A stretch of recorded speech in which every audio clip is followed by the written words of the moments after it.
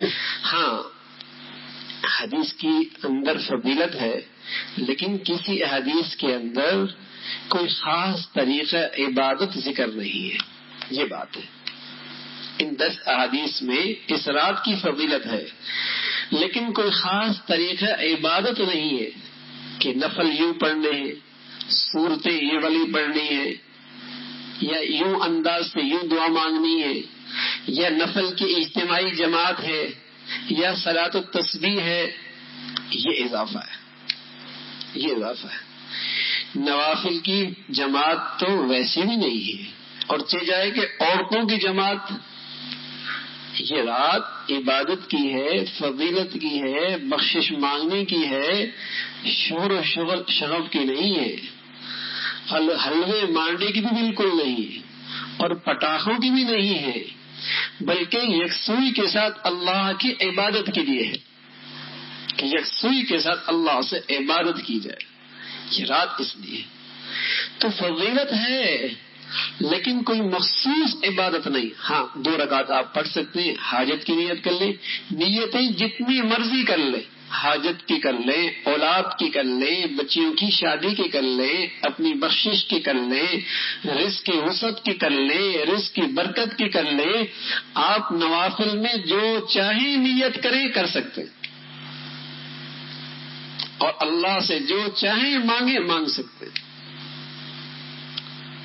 یہ رات اس لحاظ سے بہت مبارک ہے، اور یہ رات کی فضیلت صحابہ سے چلی آ رہی ہے، تابعین سے چلی آ رہی ہے، تبع تابعین سے چلی رہی، اور تمام امت کے اندر یہ چلی آ رہی ہے۔ شب معراج کی فضیلت نہیں، نہ حضور نے کی، نہ صحابہ نے کی، نہ تابعین نے کی، لیکن اس رات کی فضیلت بتائی ہے، اس کی اہمیت بتائی گئی کہ اس رات کے اندر عبادت کی جائے، تنہائیوں میں اللہ سے مانگا جائے۔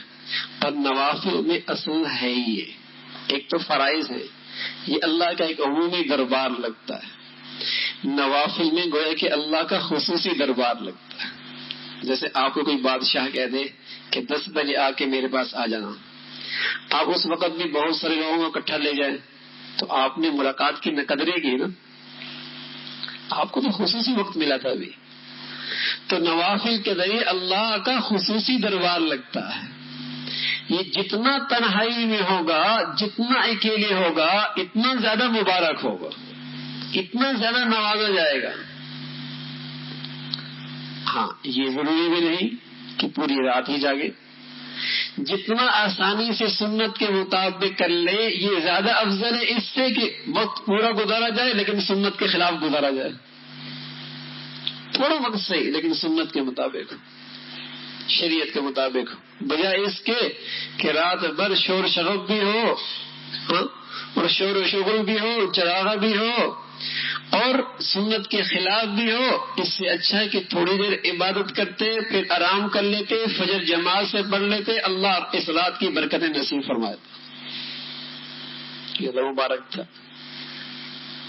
اور اگر کچھ بھی نہیں ہو سکتا، رات عشاء کی نماز جماعت سے پڑھ لی، رات بھر اللہ کی نافرمانی سے بچ کے باوضو ہو کے سو گئے، صبح فجر کے جماعت کے ساتھ نماز پڑھ لی، تب بھی اللہ اس رات کی برکتیں نصیب فرما دے گا، محروم نہیں کرے گا۔ تو یہ رات بہت مبارک ہے، بلکہ یہ رات سچ تو یہ ہے کہ یہ استقبال رمضان کے لیے ہے، استقبال رمضان کے لیے۔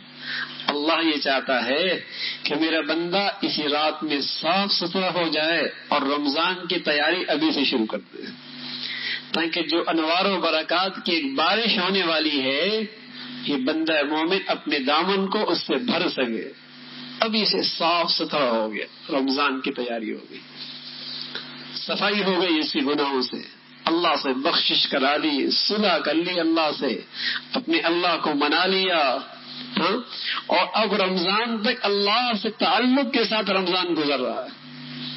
یہ اس کے استقبال کے لیے اللہ نے دی ہے 15 دن۔